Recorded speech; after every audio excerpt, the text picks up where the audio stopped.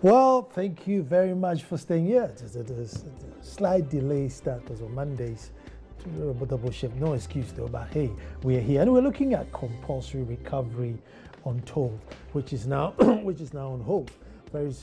Just recently, we heard in the news that there were going to be a compulsory road toll recovery levy, which will be put on everybody's car once you go to renew your road worthiness. And there were two schools of thoughts. Those who thought, well, why not? It's good.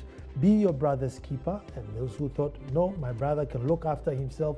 Let him solve his own problem. And there's been so many angles that's been raised that, there may be car traveling up in the hinterlands, and it could be your children being transported to school and they drive straight into it. The others who are saying that, listen, I drive my car and my car doesn't break down, and if yours breaks down 5 times in a year, I'm not going to be the one funding your breakdown. You fund your breakdown. Where do you stand? However, the drivers' unions are against it. National Road Safety Commission are for it. But what are the arguments and what are the reasons? It's been put on hold. When it comes back, how are we going to look at it? Is it still going to be compulsory? Is it going to be education, inducement, sanctioning? How do we go about it? My name is Nana Ansakwa, the fourth chief of the famous little republic of Akwemo Dumasa, and your host. Don't go away. We are coming straight back, and we're looking at road tolls.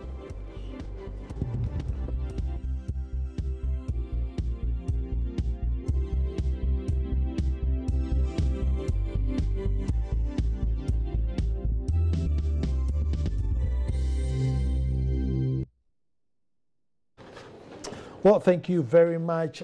With me in the studio talking about compulsory recovery toll, which is on hold anyway, but how do we go forward with it? Sitting right next to me is Charles Danso, who's the president of Committed Drivers Association. Charles, you're welcome.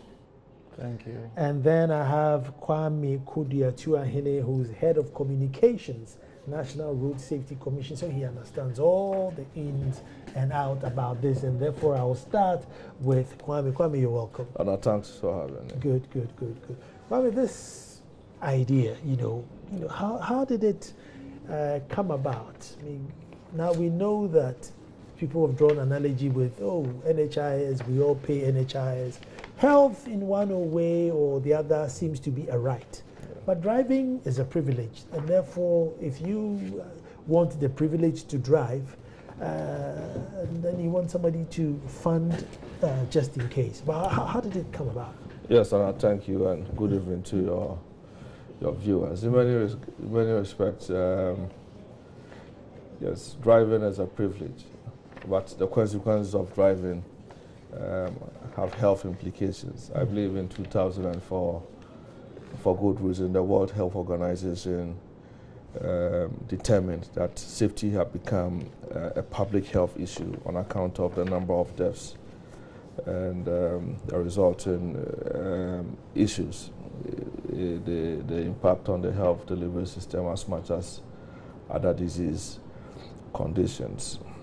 I think we, for some time, have been looking at figures, reports from our stakeholders, transport operators at some point, when you engage them on a monthly and quarterly basis to encourage them to introduce safety control systems. When you try to be hard on them, they tell you that, okay, there's this phenomenon that we are also confronted with, more to do with broken down and stationary vehicles. There's a risk that we come across in our trips and in our journey.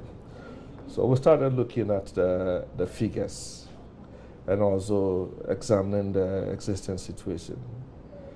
The figures were not encouraging, that close to 21% of fatal crashes, which are accidents that lead to death, it could be 1, 2, or more, were being traced to these incidents.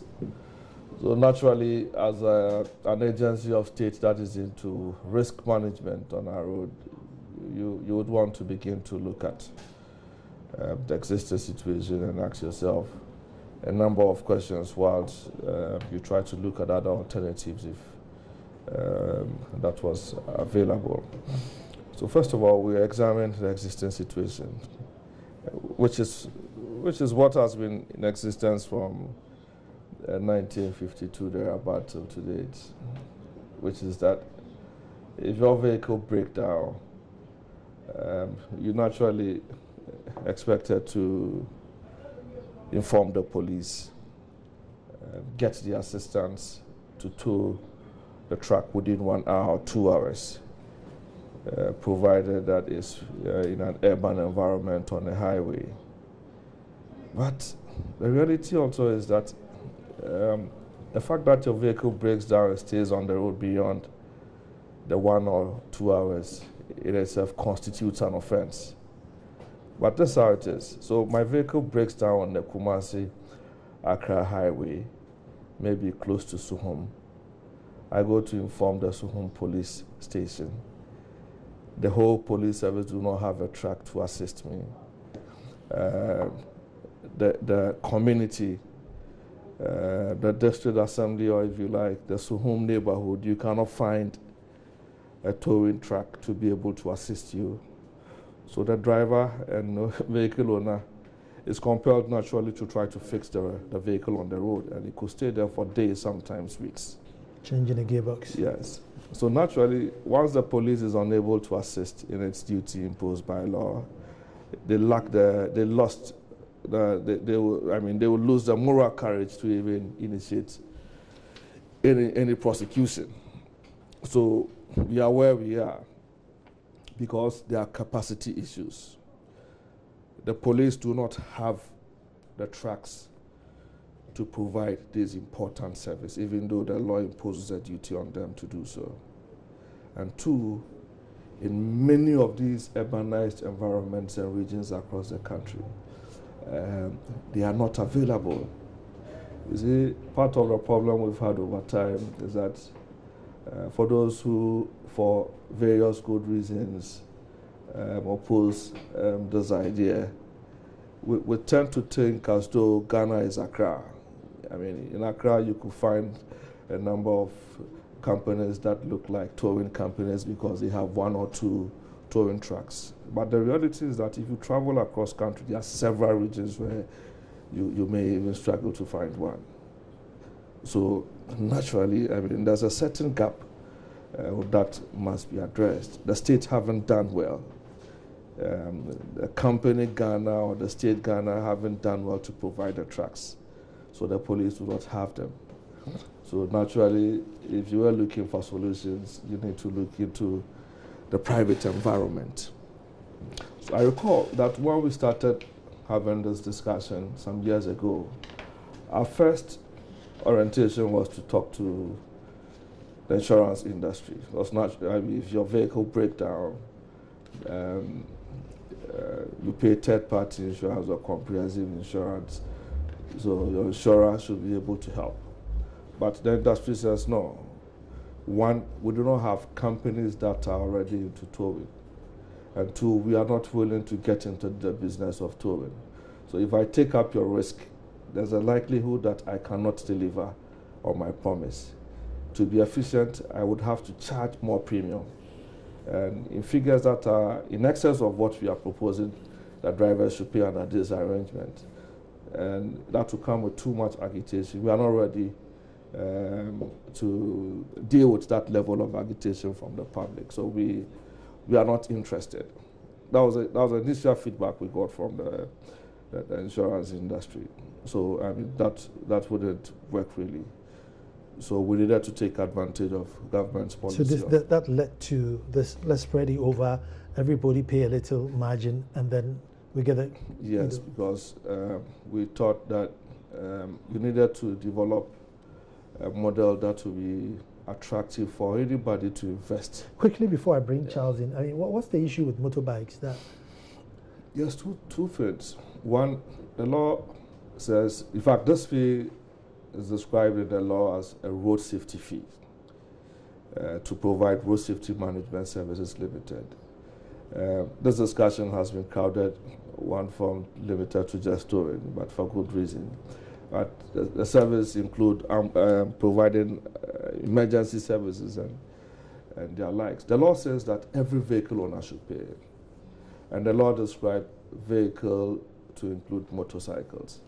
So naturally... I mean, if a tow truck turned up, what would they do to a motorbike? And that's the first point. The first point is that the law says all vehicle owners should pay. So I'm sure if you exempted them, others who may also argue against discriminatory application of the law. But that apart, the motorcycle, just as any vehicle, might not even break down for an entire year, just as you said from your intro. But the tendency is that that motor vehicle might run into a stationary vehicle. And there are several examples. If you talk to the police, they'll give you statistics to show a number of these happening.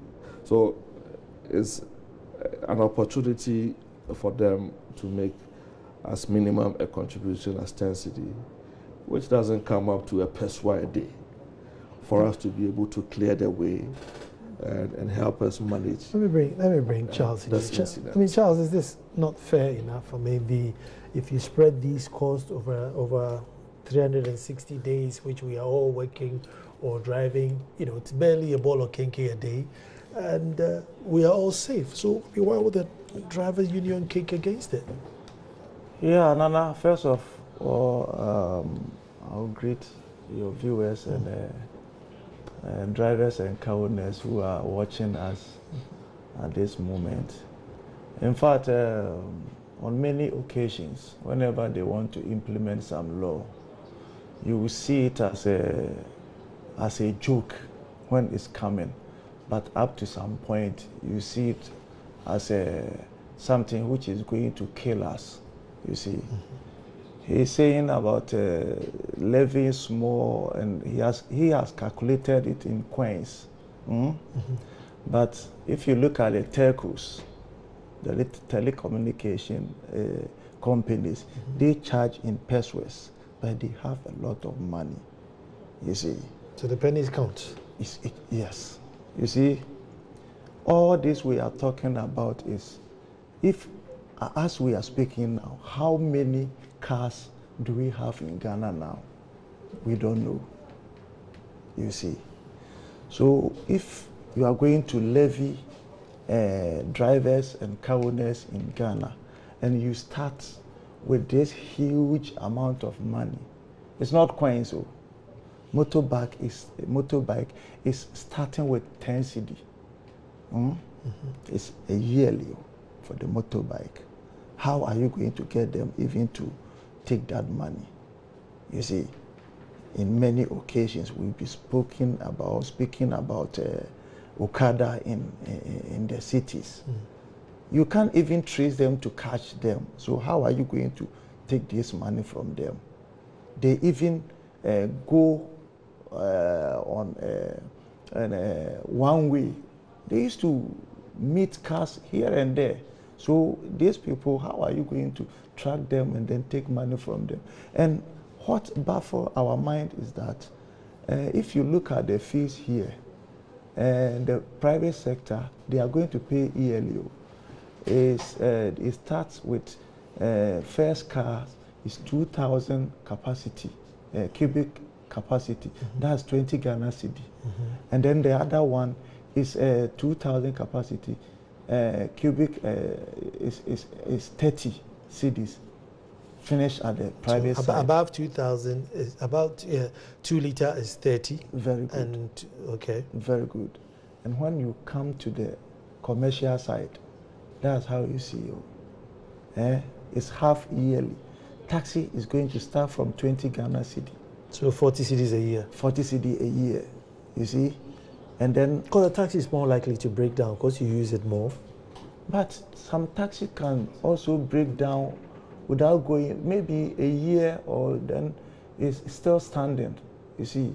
But what we are, the challenge we have at DVLA, whenever your car breaks down for a year, and you go, you're able to do it and then go for roadworthy, you are going to pay all this money which has the car has spent on not moving. Have you got me right? Yes. So if you bring all this money for the private side for us to pay, in fact, are you doing us good or you are killing us? Look at these buses and coaches. They have nothing here to be paid, but it's here. So private buses don't pay? They are not going to pay. So look at the buses and coaches we are having, private ones, they are not going to pay. You see, aside that, what we are saying is you've given the contract to Zoom Lion, that's the Road Safety Management Service Limited, Zoom Lion, you see, for it to be the sole contractor of the whole show, and then for he to bring in subcontractors. If you are telling us that this Zoom Lion to take all this percentage, about 85%, and then disperse it to the other towing service which is going to involve, we don't understand it. We are going to pay the money, and if you do this to driver, you didn't do as good. You see, for one company, like what we agree is Zoom Lion will take Ashanti region, other towing service will take Brown and Hafo, other will take Accra, other will take Central, other will take Eastern. You see, like it will be sound for us. But if could it be that they don't have the capacity? They don't have it. I mean, no, these other companies may not have the capacity to do the work. You see, on many occasions, whenever they are bringing this implementation, they will talk sweet to the public. But whenever they enter into it, it will turn to another thing else. You see, so many, they've implemented so many whatever, but they are not still getting to getting to where the accident rates to have to go down. It's still going up. And we are telling them, if you go to the road traffic regulation, LI 2180, regulation 186, it says the road authorities should provide rest stop points and laybys. They haven't been able to do it as we are speaking now. And road safety is sitting at my left here. They always say, oh, don't drive tired, don't drive tired. So whenever a trailer driver is driving and he's tired, where is he going to park the car? Because after 4 hours he has to park. Very good. He will park on the roadside. And what about if someone go and hit back of that car? Is it not the same accident? Or they are not going to count that one? Because it is not a broken down vehicle, they are not going to put triangle or any reflecting things on at the back of the it. You see, so if you are you have to put all these measures in place. Maybe we won't get to this towing point. Whenever car is about to break down, you see it and you feel it, so you can go there and then park. You see, for you to do something about it before you continue, all these things are not there. In fact, we've met them about 3 times. They were able to project it to us. They presented it to us to watch it on television.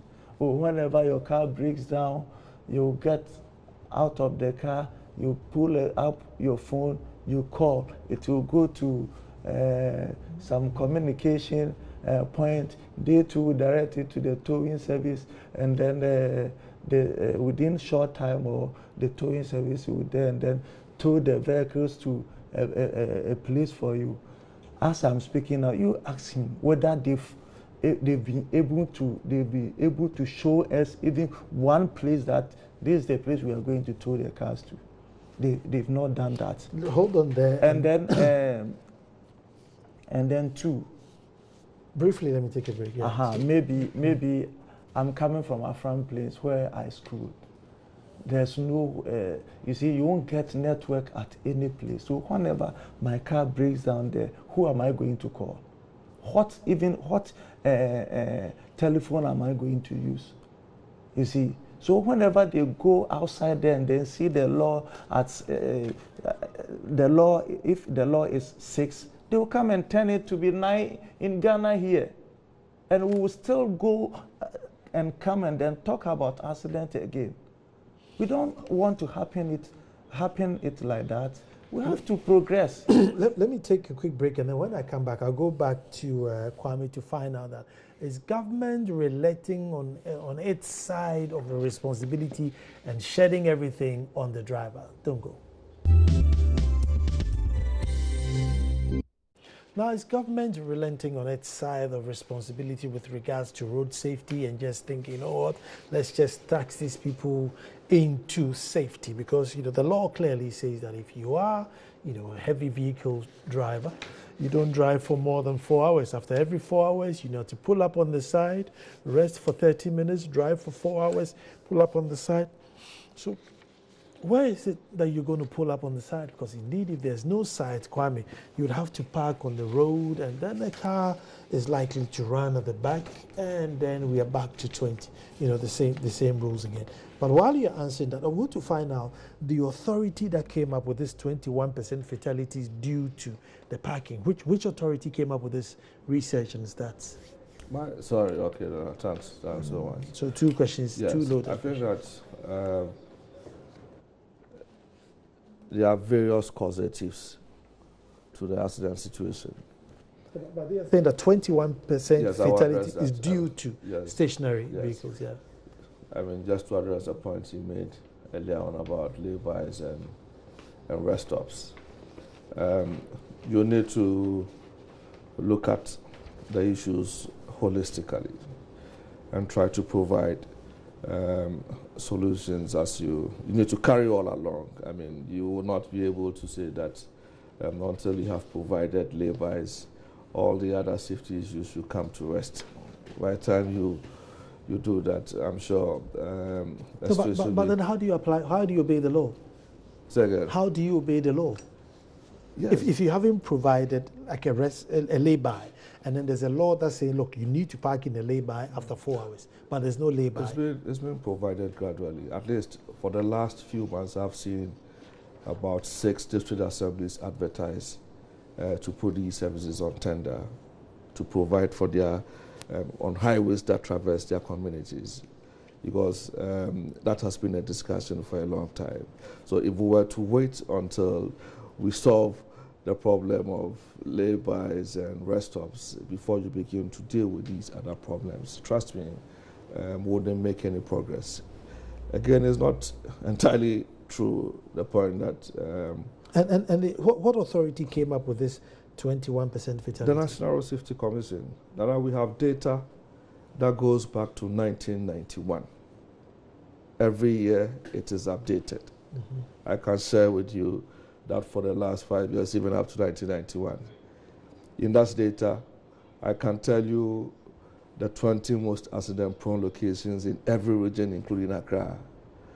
What are the causes of these incidents? We cannot pretend not to know why accidents happen in this country. Mm-hmm. I mean, it's far-fetched to suggest that. We know.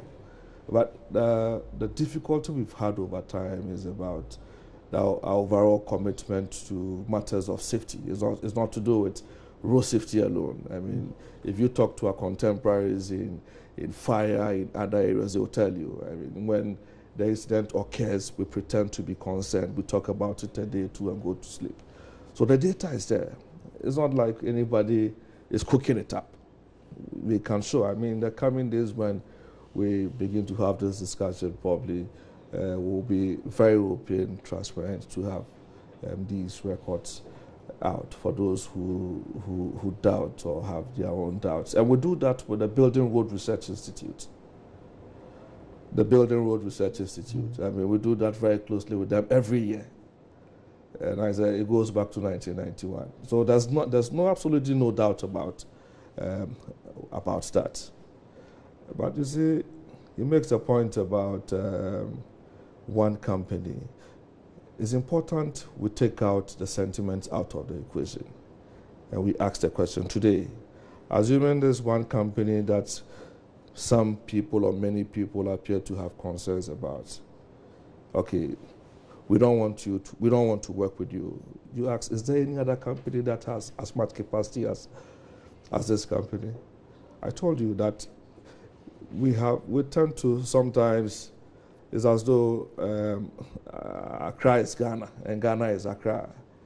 There are regions where you virtually will not find a towing truck, or you find 2 or 3, which capacity is unable to deal with the magnitude of the problem that we have in those corridors. And in coming to where we are now, some assessment was done about existing companies. Invitations were extended to some or all of them. There was a team constituted to go around the country to assess what everyone has. Is that okay? And based on certain feasibility and due diligence. But then you are aware that there's a company that said they wrote the proposal, they had the capacity, they had tracks in Belgium and all that. And I don't want us to, I don't think it's a debate that I would want to get into. But what I can say is that all of those companies, an assessment was done about their capacity at the point where we needed to make a decision on who the strategic partner or partners may be. And the decision was taken that given the existing competencies at the time, I mean, this was a company that had demonstrated sufficient capacity.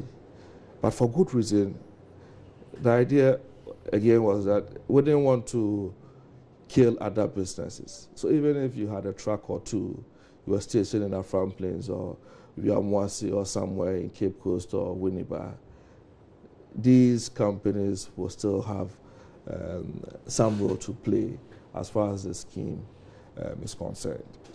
So it is not out of intention, but really choice that you happen to have one company that can provide the service at this point in time. So that's the response. The fee structure, I think in our sensitization and engagement with the transport operators, some of those concerns were expressed, and we gave the commitment that we're going to have a look at it. It's a fee that was fixed by Parliament. Naturally, you have to go through a certain process before, in areas where there were buses and coaches. For instance, the commercial owners, some of them had complained that it was unfair to have a 15-seater bus pay as much as a 38-seater bus, like an Evan bus paying as much as, paying the same as a VIP bus. It was open. I mean, we thought that was true, but when the opportunity arose, we were going to vary and make the necessary changes to that piece of. Kwame, before you continue, I mean, what's so, I don't know, stopping us from, if you park your car after 2 hours, the police order that car to be towed, and if it's towed, it's 1,000 cedis or 2,000 Ghana cedis, you pay and you get your truck. Every day you don't come for your truck, it's another 200 cedis. So you can't tell me your gearbox is broken and therefore you're going to use the motorway to change your gearbox. It's not law. And if that is, if that law is, is enforced, then we are all forced to run to find a tow company who I can call in case of emergency to come and tow my truck. And then you don't have this I explained earlier on. I mean, that's been the situation from 1952 to date. It's not, because if your car is there, nobody will call it to be towed. Yes, I tried to explain why. That I gave some reasons. That one, when your car breaks down on the motorway or any part of any highway, as a vehicle owner, you are required to inform the police. Mm-hmm. The police will have to assist you. One, the police don't have the trucks. No, the cars are not, the cars are not owned by, there's best practices in the world. If your car breaks down and Zoom Lion has a tow truck, the police call Zoom Lion to say, please, I'm on the motorway, come and tow a truck. And I agree with you. It's kept in a compound. I agree. If we have several of Zoom Lions, maybe that will work. No, but you see, apart from Zoom lines, as it is in Ghana now, there are tow trucks which we see every day towing buses about. There may not be millions, but there are tow trucks. In Accra? Well, in Accra and everywhere. But if when cars break down in Tamale, I'm sure they are not pushed. No, they are towed. That's the point I was trying to make. That if you look at the situation as one would in Accra, then Accra, the picture might look near perfect or perfect. But in reality, if you move out of Accra, the situation is entirely different. Fine. Listen, Kwame. So when the car breaks down, the guy goes to the police. In fact, as a matter of fact, as I said, it's even an offense for your vehicle to stay beyond a certain number of hours. Exactly. So naturally, sanctions should apply. But here's the case: you have gone to tell the police. The police is unable to help. The police fails to assist you to get the service. They don't have the courage to prosecute you because the service is not available. No. When you say the service is not available, the trucks are not there. You have private companies that provide this service. Kwame, one announcement, one simple announcement that make your tow trucks available. You get a call from the police, pull it to the compound, and this is how much you're getting. Because bear in mind that when the police tow your car, it's about 10 times the price if you tow it. And that's the only incentive for you to find a tow truck before the police get there. Because if the police tow your truck, what you would have paid 500 cedis for is like 2,000 cedis. Because you are not going to inconvenience the police and anybody else because you're being lazy or irresponsible. And that, if I knew that law is in place, I'll bring 5 tow trucks and go and inform Tema police station that, listen, I have 5 tow trucks, this is my number. And that's always been the law. And the tow trucks will be for 2 people. Yeah. Charles here can come and register with me for me to tow at maybe 5 cedis a month or 10 cedis a month. Or the police will come and tow the car at 200 cedis. It's up to him. Yeah, that has been the case. But it's not being enforced. No, enforcement, there are constraints. There are constraints that the private companies haven't seen that... because they are not called. They are. I mean, no, it's only when the car is turned over or tipped over on the motorway or something. It's always been the case, but they haven't found as much a good business case in that model. Because, for instance, I'm told that a truck that can tow a 20-tonner vehicle, you won't get it anywhere close to 250,000 euro, for instance. So how many such trucks can one provide? That guy that you envisage to provide a solution, they have what? Land Rover towing trucks, and they don't invest heavily in those areas. So where did all those yellow tow trucks that, I think during Mills's time, there was a flood of these yellow big tow trucks? They belong to the same company, Road Safety Management Services Limited. It's by far the only company that have demonstrated some capacity. And have they been used? Yes, I mean, that's why we're having this discussion, because they tried the same model you speak of, and there were problems. And they thought that it wasn't, if you like, profitable, just as many others had complained of. So you needed to get into this discussion where all of us will make these minimum contributions to assist in providing this service. So it is not as though, for want of trying, we, together with our stakeholders, have just decided that, okay, find a way to extort money for one company or the other. Genuinely, there's a problem. Genuinely, there's a lack of capacity. Let me take a let me say that quickly before we leave. If the state Ghana had done sufficiently well to provide our police service with as many trucks as possible, wouldn't have this discussion. No, that's not a state job. As for that, I disagree.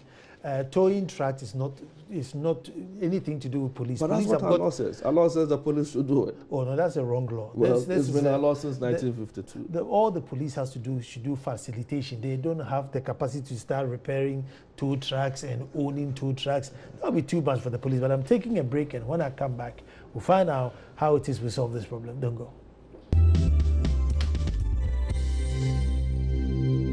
Well, thank you very much. And we're looking at the compulsory recovery toll, which is on hold. But how is it going to come back? And we've been having a good banter here. But what I'm told, during the break was that the driver unions, coming out, leading up to elections, kicked off to say, listen, when the car breaks down on the road, the penalties were just way too high, and then it has to be brought down. So the law was reviewed and it was brought down. And so now you weigh the option. The cost of fixing your gearbox on the road and getting fined is actually cheaper than getting your car towed somewhere and paying extortionate amount of money. So you know what? Take your risk, fix the car there. If a client comes, pays. And that goes to Charles. The Charles, you guys agitated to get cheaper sanctions. Now you have cheaper sanctions, and this is what it's leading up to. Nana, whenever it happens like this, they will be defending. We were here about 2 years ago when they brought that testing machines. Whenever you go to DVLA, you compulsory go on that machine to check the car, whether the car is worthy to go on the road. Ask them what has happened to that machines. In fact, when they brought that machines, they brought only in Accra here and then Koforidua. It's not at Kumasi. We haven't heard at even Oda. We haven't heard at Brown Hafo. And people goes there to do it. You see, so how can you get a fair or a wealthy cars on the road? You see, he was saying the insurance companies doesn't have the capacity to do it. In fact, I heard from the insurance companies, whenever you do a comprehensive insurance, you automatically paying towing fees. You are paying towing because they said whenever the cost is not more than 20%, they pay. You see, they won't bring the trucks, but you go and look for the truck to pay it, and then they will pay it back to you. So they are paying. So how can you levy these people who are already paying? You see, and most of the towing trucks in this country, they are towing trucks too. And they are also doing the same roadworthy. So are you telling me that those towing trucks are going to pay this towing service fee without getting that mandate to pull cars again? Everybody is going to pay. So the prescribed ones you've given the contracts to, they are going to pull their cars, isn't it? So what about those who are not involved, like Kokompe ones, Achimota overhead ones? They are not in the contract. So how are you going to, how are they going to work? You see, if it happened like this, you see. If I heard Kwame clearly that they will all be involved in it. I mean, intentionally is decided not to appreciate that. So he knows about that. Maybe if it's a small car, my brother, in fact, there is a proverb in Tree. They say, "Fufu akonta yebunu wadrum." So whenever you know they are pounding fufu and you get a portion of it, they'll ask you to bring your plate, isn't it, or your dish? So what happened? They will say it like this, and after that, everything collapses. No, it's not true. You see, 2 months what ago, I've seen is what I'm talking about. 2 months ago, an advertisement was in the newspapers to this. You see, my brother, what I'm seeing is what I'm talking about. You see, we were in this country, this yellow tape. They said, the law says car from 3.5 tons to be used by that tape. But look at Aboso Camacho is using, while Ford F-150 is working free. You see, they've discriminated everything in this country. You see, oh, these drivers, if they don't pay, we'll use police to harass them and them. You see, we are sick and tired of all these things they are doing. You see, let me tell you one thing. All this they are doing, they are going to benefit from the money we are going to pay to them. Look at the Road Safety Service Management, Road Safety Management Service Limited, that's Zoomline, is going to get 85% of this process. And National Road Safety, they are going to take 5%. And then MTTD, they are also going to take 5%. You can provide us towing service, the police, and we are going to pay this money, and you are going to benefit of 5%. And then DVLA, who don't have capacity of testing the big trucks, they are going to earn 2.5%. You see, and then Minister of Finance is going to earn 2.5%. Have you seen drivers own here? And car owners, have you seen their benefit here? They don't have it. So because you are the beneficiary of the fees, you are blowing air in the fire for it to explode, and then we all go in and then you see. Let me land. In fact, no. In fact, let me land. Let me land, please. You see, it's getting deeper and deeper. He's saying about 21% of accidents. Death from the road. Fatal crashes. Fatal. The people who die on the roads driving hit cars that are parked. That 21%. In this afternoon, it was 25 at Asempa as a DSP. So 21 to 25. No, you see, for you to chase 21% and then leave 79, or isn't it 79%? So are you doing the nation good, or don't? You are not talking about the road network. You see, in fact, they always bring accident rates, but they don't bring the cause of the accident. But that's not true. It's true.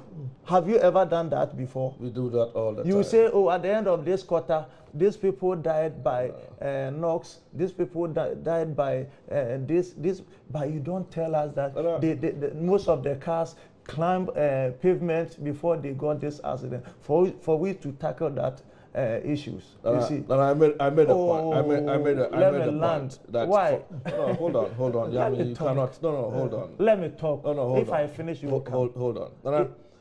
I said from the beginning that from 1991, there's data. So if you are a transport operator worth your salt, into business, who cares about your passengers? Pretty much like MMT or STZ or any organized transport does. This information is known to pretty much all of them. So the fact that you have chosen to be inefficient shouldn't be my concern. But really, not that I'm being inefficient. You see, my brother. The fact that you have chosen, the fact that you have chosen not to be concerned, I shouldn't take responsibility for that. But at the beginning of every year, we file our audited reports with our ministry. It goes to Parliament, and these figures are the proceed disbursement. Is it? That's what it is. Yes, and it was fixed by law. I need to make the point also. Which law? Oh, hold it, please. Even the parliamentarians are saying they don't know anything about this thing. Won't you allow us to talk? Who were the people who passed by Parliament, and what time did they pass this law? Thus you find is in the LI 2180, which was approved by Parliament. I didn't make that law. The rates that we speak of, the 10, 100, 200, was fixed by Parliament. I didn't fix them. But you see, if a private company is buying its trucks and we are paying for the service, one will ask, why is everybody very quickly. I imagine you don't have too much time. We have 2 minutes to go. Yes. Those figures or these percentage ratios were arrived at by some thorough work by the Public Investment Division of the Ministry of Finance. Why? Yes, they had done what they call a feasibility. They had subjected a business case to is this company going to pay tax, or this is? Of course, I mean, like any other company. And apart from the taxes, everybody, everybody, apart from the taxes, I mean, based on the business case that was prepared, the Ministry of Finance, together with all the stakeholders, thought that that was what. So is Ministry of Finance just making some money out of what's going on? Why are they here, Ministry of Finance? Yes, now let me explain. You see, under government's policy of public-private partnership, you need to find a way to reimburse the investment. So it's a PPP? Yes, it's a PPP. How much is government putting in? Zero. Just by facilitating the law for them to work? Government is providing zero because government had failed on its own to provide the trucks. So why is government taking 2.5? Yes, I mean, it's an income so to government. Do you mean this road safety management survey, they have money more than the government? You see, we should look at some things in this country well. You see, for lay people to pay this money, for it to go wayward like this, you are benefiting. That's why you see, Okada is illegal. You've let it work. You say, Nana, when you say, what are you saying about Okada? It's killing people. Nana, Is it not an accident? Nana, when you say, so many things is going on which you've closed your eyes on it. When you say I'm benefiting, what do you mean? You are road safety. You of take. Course, of course. I mean, does government not pay national road safety? No, it is not. Does police not pay by government? So why are they earning this money? Maybe you need some education, but it is not illegal for any institution of state. You say you don't have the capacity to tow the trucks. You police who have to protect the people of the state. You have to protect us by towing this vehicle. You say you don't have the capacity, and if we are going to pay it, you are going to take some of the money. All too soon. Time is about. It's been put on hold. Let's see how it comes back on the table. Education. Compulsory road toll. It's on hold. It's good news, and hopefully it will come back, and all stakeholders will understand what's happening. Tomorrow we'll be back to do this all over again. Thank you very much for watching, and gentlemen, thank you very much for coming to studio. Thank you. That's all.